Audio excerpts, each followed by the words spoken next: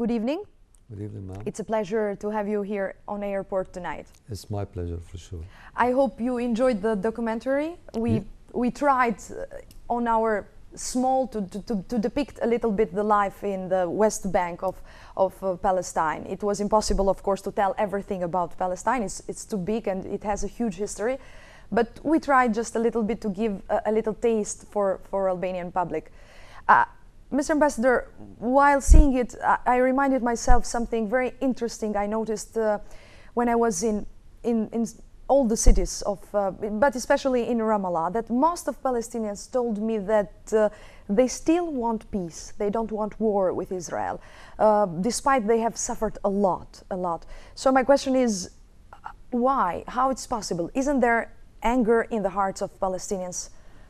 Well, there are no prisoners who are not angry anywhere in the world, and to be imprisoned for 6 decades, 3 generations, anger is a natural human feeling. But keeping the hope for a peaceful solution for this conflict is the natural thing, the normal thing. They are angry, but thank goodness there is no more violence in the West Bank between Palestinians and the Israeli occupation, because we have no means to confront one of the largest and most powerful armies in the world.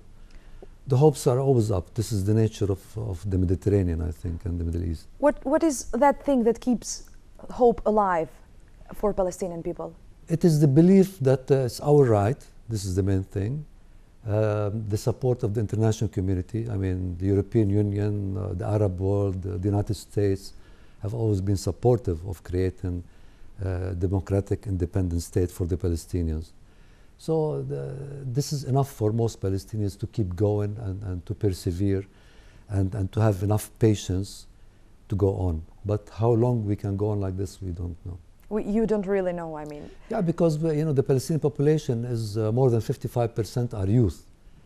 And youth sometimes they lead, if the leaders cannot and they are more deliver. hopeful, I think. They're more Young hopeful, generation. they're tough, but we don't know how the Palestinian people what will they do in the next step if there is no freedom and a state. Let's focus a little bit on latest political developments. Since this Monday, we have a new government of national unity. After more than 7 years of conflict, let's say, between Fatah and Hamas. Why now this kind of government, and what does it really mean for Palestine in this special moment? Well, the norm for any nation is to be unified despite their political differences or ethnic or religious. So what happened in June 2007, June 12, 2007, which is almost 7 years now, was a freak political accident, if I may. So the normal is to be unified again. We have mutual interests and one goal, which is the liberation of the Palestinian land occupied in 1967 and creation of a sovereign democratic Palestinian state. So we have done the inevitable, the right thing. It is 7 years late as far as most Palestinians are concerned, but thank goodness it happened. I mean, if you can, share a little bit some curiosity with the public. How did it happen? Who was what was that thing that started this unification between the two main political parties? Well, both leaders on both sides of Palestine. I think it's a matter of trial and error. I mean, our brothers in Gaza and Hamas, who won by elections the majority in the parliament, took over by force Gaza, by military coup. The opposition usually have a lot of claims, and they envisage what should be. But when they are in government, they discover that it's not as simple as they have assumed.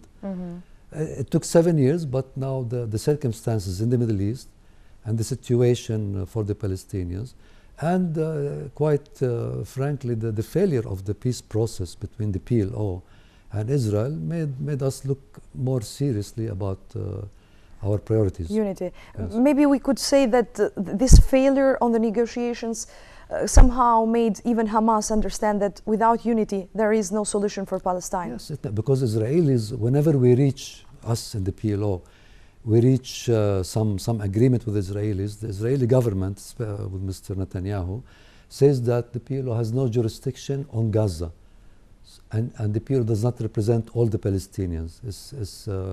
It's a trick, it's a scare tactic, you know. But so now they have no claim in this direction. For this, in this direction. But on the other hand, since we are talking about the negotiations, this new government of national unity has been welcomed by the whole international community. Yes. Washington has stated that it's going to work with the new administration. EU, also European Union, United Nations have welcomed it. But Israel has reacted very angrily because of Hamas being part in this government, and also has been accusing Washington of supporting terrorism. Do you think that this is going to damage further these negotiations, although they have already failed till now? There are no negotiations, but Israel is part of the international community. It's a member of the UN.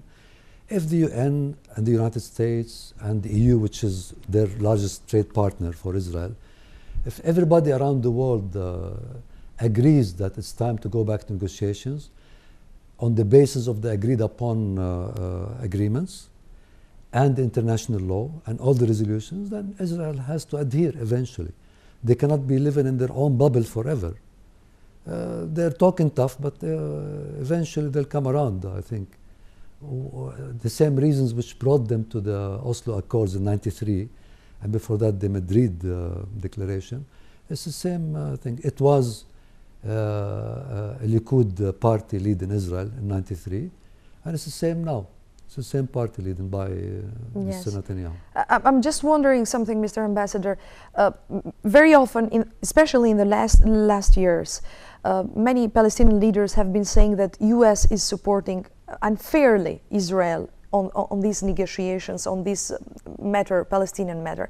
Do you think that now somehow the U.S. politics has changed toward Palestine, is supporting more Palestine than Israel, or somehow they feel a little guilty because of failing negotiations? What do you think? In politics, there are no emotions or guilt, but this U.S. administration with President Obama, I think they have come to learn even more about the real issues and the real cause of the conflict.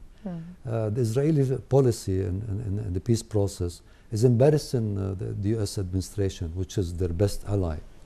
So it is too clear to hide what's happening. So they are trying maybe new tactics or shifting a little bit. They're becoming more understanding to both stories, both sides of the story. Yeah. Historically, for the last 5 or 6 decades, it was only the Israeli version of the story, adapted by the U.S. administrations. Now there's a difference. They're not taking any side, but in my opinion, they're taking a real look at the real problem. Mm-hmm. Mr. Ambassador, before coming in Albania, you have been the Palestinian ambassador in Norway, right? Yes. And Norway is exactly the country where the great leader, Palestinian leader Yasser Arafat, and signed together with the former Prime Minister of Israel, Yitzhak Rabin, the famous Oslo Accords. The first one were in 1993. But more than 10 years have passed now, and most of these accords, of these agreements, have not been implemented. You are on the field of diplomacy, so is it worth it still continuing to negotiate with Israel after all this big failure? Yeah, you know, when President Arafat took this courageous, as a leader of a revolution, this courageous step to make peace with Israel and accept only 22% of all of Palestine known to us and our parents and grandparents. On the other side, there was Mr. Rabin, who was also a military man, but he was also courageous enough to make this step. Now, last September 2013, it had been 20 years since the peace process started in the Oslo Accords. Nothing happened. Of course, if you have an agreement and you breach most of it, 90% of it, who says that you cannot start negotiating again and to stick to the clauses of the agreement? I mean, time does not end any agreement. We still, both sides have to abide But now Israel has to abide by what they have signed on, with the guarantee of the international community, and especially the US and the EU. I see. The opinion here, the public opinion, the Albanian people do not know so much about you. So maybe I'm going to tell a little bit about you and to try to understand something, not only of you personally, but also about the Palestinian issue. You have a very painful history on your shoulders. Your both parents have been killed by Israeli, right? Yes. And still you decided to go on the way of diplomacy instead of fighting. Yes. And I think, as I've seen even when I was in West Bank, many Palestinians have chosen this way, diplomacy instead of fighting, although they have suffered a lot. Their families have been killed. Why? Well, my father was a foreign minister in the PLO, and he was assassinated in 1973 with my mother, who was a housewife. The head of the assassination team, the Mossad, the Israeli Mossad, was led by Ehud Barak, the former Prime Minister of Israel and Minister of Defense. He admits it in his memoirs.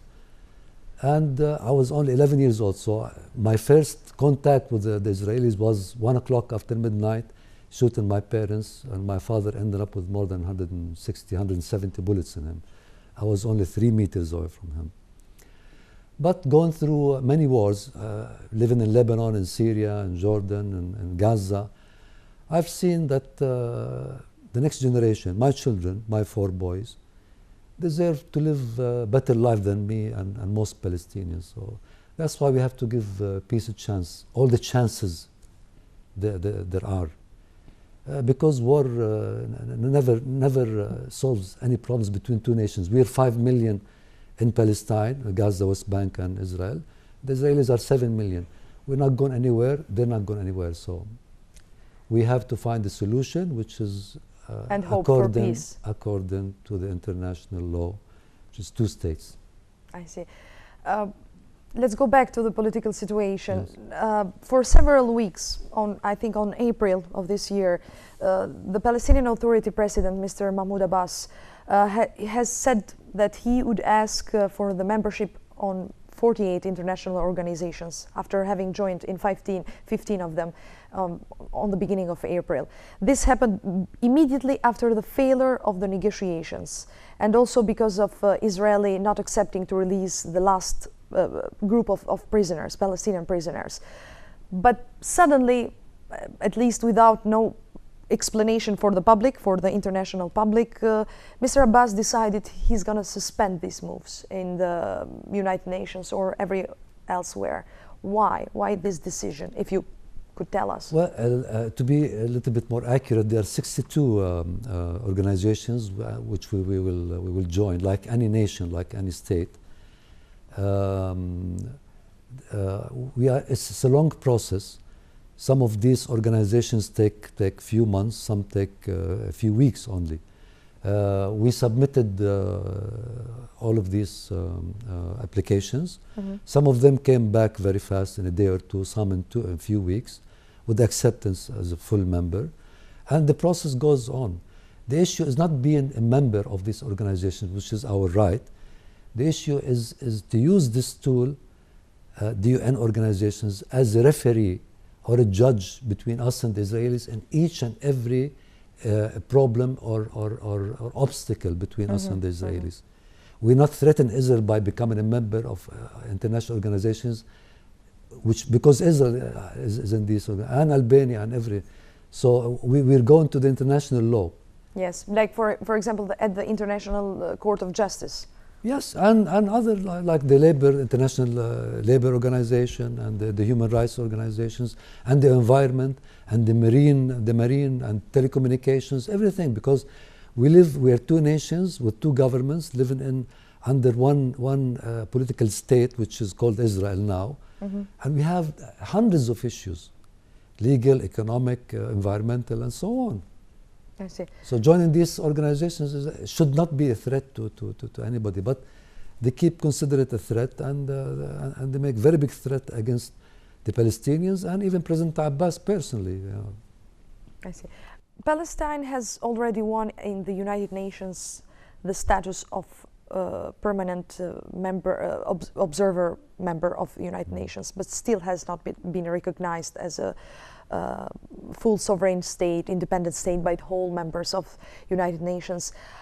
What is the next move at international level from the Palestinian Authority?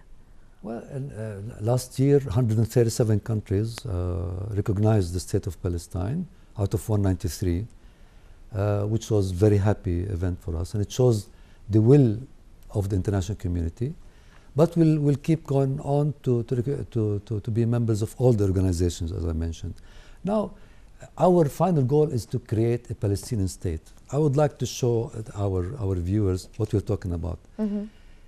Before the establishment of the State of Israel in 1948, through occupation, military occupation, this in green is Palestine known to the whole world.